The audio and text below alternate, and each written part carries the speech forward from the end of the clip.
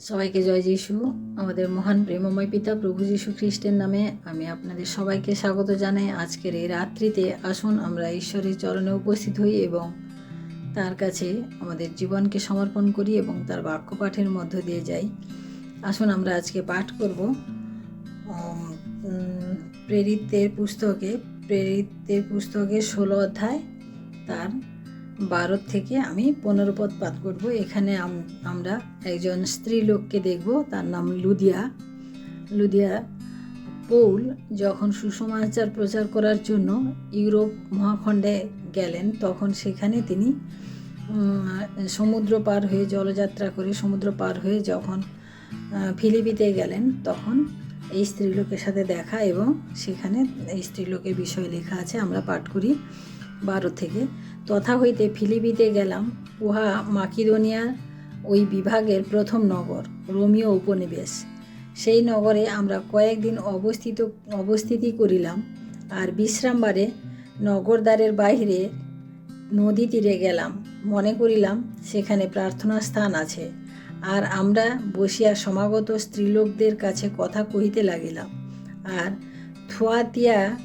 থুয়াতিরা নগরের লুদিয়া নামে একটি ঈশ্বর ভক্ত স্ত্রীলোক, যিনি বেগুনিয়া কাপড় বিক্রয় করিতেন, আমাদের কথা শুনিতেছিলেন। আর প্রভু তাহার হৃদয় খুলিয়া দিলেন, যেন তিনি পৌলের কথায় মনোযোগ করেন।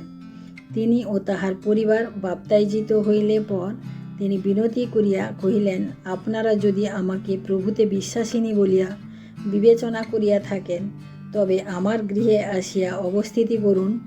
আর তিনি আমাদিগকে সাধ্য সাধনা করিয়া লইয়া গেলেন। আমেন। ঈশ্বর তার আপন বাক্যে আমাদের প্রত্যেকে আশীর্বাদ করুন। এখানে আমরা দেখি যে একটি স্ত্রীলোকের বিষয়ে লেখা আছে এবং সেই স্ত্রীলোকটির নাম হচ্ছে লুদিয়া। তিনি ব্যবসায়ী স্ত্রীলোক। আমরা এখানে দেখি যে তিনি কি করতেন, বেগুনিয়া কাপড় তিনি সেলাই করতেন এবং বিক্রি করতেন।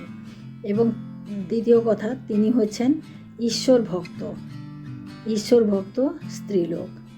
এবং আমরা দেখি যে পৌল যখন সেখানে ঘোরাফেরা করছিলেন এবং তার সঙ্গী সাথীদের নিয়ে তিনি বললেন যে নদী তীরে যাই এবং সেখানে যদি কোথাও ফাঁকা পাই বসে আমরা প্রার্থনা করব। আর তারা যখন নদী তীরে গেলেন, তখন কি দেখলেন যে কয়েকজন স্ত্রীলোক এক জায়গায় বসে কিছু কথা বলছে, আলোচনা করছে। আর পৌল এবং তার সহপাঠীরা সহকর্মীরা সবাই সেখানে গেলেন এবং তাদের সাথে ঈশ্বরের বাক্য নিয়ে আলোচনা করলেন বা ঈশ্বরের বাক্য সম্বন্ধে শিক্ষা দিলেন। এবং সেখানে যত স্ত্রীলোক ছিলেন তার মধ্যে এই লুদিয়া একজন, যিনি ঈশ্বর ভক্ত ছিলেন বা ঈশ্বরকে ভয় করতেন। এবং একদিকে তিনি এটা ছিলেন, অন্যদিকে তিনি কি ছিলেন, ব্যবসায়ী স্ত্রীলোক ছিলেন। তাই আমরা এখানে দেখি যে ঈশ্বর এত ভিড়ের মধ্যেও আমরা দেখি যে ঈশ্বর তার হৃদয়কে খুলে দিয়েছিলেন। আমরা এখানে পাঠ করলে বুঝতে পারবো, প্রভু তাহার 14 লাস্টের দিকে আমরা যখন পাঠ করি, আর প্রভু তাহার হৃদয় খুলিয়া দিলেন যেন তিনি পৌলের কথায় মনোযোগ করেন। অর্থাৎ পৌল তো প্রচারে গেছিলেন, ঈশ্বর সম্বন্ধে তিনি প্রচারে গেছিলেন। এবং আমরা দেখি যে এতগুলি স্ত্রীলোকের মধ্যে ঈশ্বর তার হৃদয়কে খুলে দিলেন যাতে সে পৌলের কথাগুলো শুনতে পায়। অর্থাৎ প্রিয় ভাই বোনেরা, আমরাও যখন ঈশ্বরের কাছে আসি বা ঈশ্বরের কোনো সম্মুখে আমরা উপস্থিত হই, তখন কিন্তু ঈশ্বর আমাদের হৃদয়কে খুলে দেন। এবং তার কীভাবে খোলেন, যখন আমরা তাকে বিশ্বাস করি এবং তার কথায় আমরা মনোযোগ করি। কারণ এই স্ত্রীলোক ঈশ্বর ভক্ত ছিলেন। তার মেন কথা ছিল যে তিনি ঈশ্বর ভয়শীল এবং ঈশ্বর ভক্ত, কারণ তিনি ঈশ্বরকে মেনে চলতেন। আর তার ঈশ্বর কী করলেন, যে দেখলেন যে এটাই সুযোগ, যে ঈশ্বরের কথা তার ভেতরে পৌঁছানোর এটাই সুযোগ, তিনি তার হৃদয় তিনি খুলে দিলেন। এবং আমরা এখানে দেখি যে লুদিয়া যখন ঈশ্বরের বাক্য শুনলেন, আমরা দেখি তিনি বিশ্বাস করলেন, ঈশ্বরের বাক্য তিনি বিশ্বাস করলেন। এবং প্রথমে শুনলেন, তারপরে তিনি বিশ্বাস করলেন এবং বিশ্বাস করার সাথে সাথে তিনি অন্যের কাছেও সেই বাক্যকে শেয়ার করলেন বা প্রচার করলেন। তার কারণ আমরা পরবর্তীতে দেখি যে তিনি তার পরিবার সবাই মিলে কি হলো, বাপ্তাইজিত হলো। অর্থাৎ তিনি তার পরিবারকেও তিনি মোটিভেট করতে পেরেছেন এই পৌলের কথা শুনে। তার হৃদয়ে যখন মানে ঈশ্বরের বাক্য উপস্থিত হলো, তখন কিন্তু তিনি থেমে থাকেননি। তিনি কিন্তু সেই বাক্য নিয়ে তিনি তার পরিবারের সবাইকে তার পরিবারে হয়তো লুদিয়ার কথা নাও মানতে পারতো, কিন্তু লুদিয়া এত ভালো ছিলেন এবং ঈশ্বর ভক্ত ছিলেন, এবং তিনি যেভাবে পরিত্রাণ পেয়েছেন, যেটা তিনি বুঝিয়ে বলতে পেরেছেন, তার জন্য তার পুরো পরিবার ঈশ্বরকে গ্রহণ করলো এবং বাপ্তিস্ম নিল।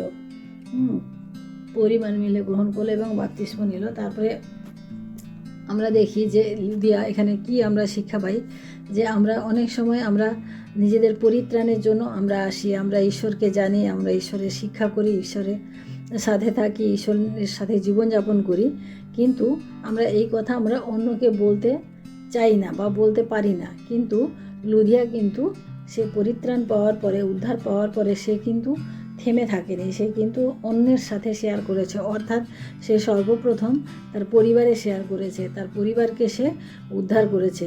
কারণ একজন পাপী যদি মন ফিরায়, তাহলে কি হয়, স্বর্গরাজ্যে অনেক আনন্দ হয়, শত শত স্বর্গদূত তারা আনন্দ করে। এভাবে লুদিয়াও ঈশ্বরের বাক্য বুঝতে পেরেছিলেন, তাই তিনি নিজের মন পরিবর্তনের সাথে সাথে তিনি কিন্তু চুপ করে থাকেননি, তিনি কিন্তু সেটাকে অনুভব করেননি, কিন্তু তিনি কি করেছেন, তার পরিবারের মন পরিবর্তন করিয়েছেন। এবং আমরা দেখি যে এইভাবে লুদিয়া তার নিজের পরিবারকে তিনি রক্ষা করেছেন। আমরা দ্বিতীয়ত দেখি যে তিনি শুধু নিজের পরিবারকে বাঁচাননি, তিনি কিন্তু ঈশ্বরের যে ভক্ত, ঈশ্বরের যে দাস যারা, অর্থাৎ পৌল এবং তার সহকর্মীরা যারা ছিলেন, তারা প্রত্যেককে তিনি কিন্তু ভালো দৃষ্টিতে দেখেছেন এবং ঈশ্বরের গৌরব প্রচারের জন্য যে তারা সেখানে গেছেন এবং তাদের থাকার যে ব্যবস্থা ছিল না, কিন্তু লুদিয়া তিনি কিন্তু তার নিজের ঘরে তাদেরকে থাকার জন্য ব্যবস্থা করেছেন। অর্থাৎ তিনি এটা ভেবেছেন যে ঈশ্বরের সেবা করার একটা সুযোগ, মহৎ সুযোগ তিনি পেয়েছেন, তাই তিনি সেটাও তিনি হাতছাড়া করেননি। তাই তিনি ঈশ্বরের ভক্তদেরকে মানে এতভাবে তিনি সাধনা করে তাদেরকে কিন্তু ঘরে নিয়েছে। আমরা দেখি প্রভুতে বিশ্বাসিনী বলিয়া যদি বিবেচনা করিয়া থাকেন, অর্থাৎ সেইটুকু সময়ের মধ্যে যে ঈশ্বরকে গ্রহণ করলো এবং ঈশ্বরের বাক্যকে জানলো এবং বিশ্বাস করলো, তারপরে ব্যাপ্তিস্ম নিল, তারপরে যে তার বিশ্বাস এতটা বৃদ্ধি পেয়েছিল যে ঈশ্বরের লোকদেরকে তার গৃহে নিয়ে গিয়ে তাদেরকে রেখে তাদেরকে সাহায্য করেছেন। আমরা হয়তো এরকম সমাজে এখন হয়তো আমরা হঠাৎ করে এই ধরনের কোনো পদক্ষেপ আমরা নিতে পারবো না, কারণ সমাজের অবস্থার কথা ভেবে। কিন্তু ঈশ্বরের বাক্য যখন আমাদের মধ্যে প্রবেশ করে, ঈশ্বরের পরিত্রাণ যখন আমরা পাই, তখন কিন্তু আমাদের কাছে কোনো কিছু আটকায় না। তাই আমরা তখন সমাজও দেখি না, অন্যকে কিছু দেখি না, কিন্তু আমরা একমাত্র ঈশ্বরের দিকে আমাদের দৃষ্টি থাকে। তাই লুদিয়ারও দৃষ্টি ছিল ঈশ্বরের দিকে, তার কারণ তিনি জানতেন যে আমি যদি ঈশ্বরের সন্তানদের সেবা করি তাহলেও আমি আশীর্বাদ পাবো। তাই এইভাবে তিনি ঈশ্বরের আশীর্বাদকে পেয়েছিলেন। আমরাও প্রিয় ভাই বোনেরা, আমরাও দেখি যে এই লিদিয়ার মতো আমরাও যেন জীবনযাপন করি। কারণ লিদিয়া এত পরিশ্রম করতেন, তার হয়তো অনেক পরিশ্রম হতো, অনেক কিছু হতো সারাদিনে, কিন্তু তার সত্ত্বেও তিনি ঈশ্বরকে বিশ্বাস করতেন এবং ঈশ্বরকে তিনি মেনে চলতেন। তাই আসুন প্রিয় ভাই বোনেরা, আমরাও আজকে থেকে আমরাও প্রতিজ্ঞা করি যে আমরাও আমাদের নিজেদের জীবনকে ঈশ্বরের পথে চালিত করব এবং আমরা ঈশ্বরের গৌরবের জন্য আমরা অন্যকেও আমরা সাহায্য করব। তাই আসুন আমরা আজকে রাত্রিতে প্রার্থনা করি এবং ঈশ্বরকে ধন্যবাদ দিই। Hallelujah, hallelujah, hallelujah. মহান প্রেমময় পিতা, তোমার মহানামের ধন্যবাদ প্রশংসা করি প্রভু। তোমার এই অনুগ্রহ ওই দোয়ার জন্য প্রভু আমরা তোমাকে শত শত ধন্যবাদ দিই পিতা।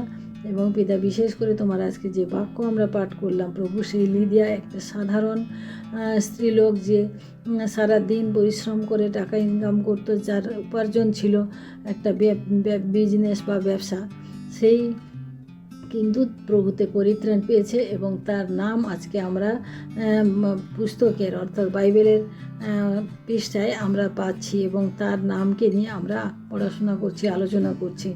তাই প্রভু তোমাকে ধন্যবাদ করি। প্রভু তুমি যখন অনুগ্রহ করো আমাদিগকে, প্রভু তুমি সেই স্বর্গ থেকে করো, তাই তোমায় ধন্যবাদ করি। তোমার অনুগ্রহ দয়ায় তুমি আমাদিগকে ধরে রাখো। তোমার মহিমা প্রশংসা করি। প্রভু তুমি সঙ্গে থাকো এবং আশীর্বাদ করো। ধন্যবাদ করি। রাত্রির ভার তুমি নাও, আগামী দিন তুমি আমাদিগকে দেখতে দাও। সমস্ত মহিমা গৌরব প্রশংসা তোমাকে দিয়ে এই বিনতি প্রার্থনা চাই আমাদের মুক্তিদাতা ত্রাণকর্তা প্রভু যীশু খ্রিস্ট তোমারই নামে, আমেন। সবাইকে জয় যিশু। সবাই ভালো থাকবেন, সুস্থ থাকবেন। আজকে রাত্রি সবার শুভ হোক। জয় যিশু।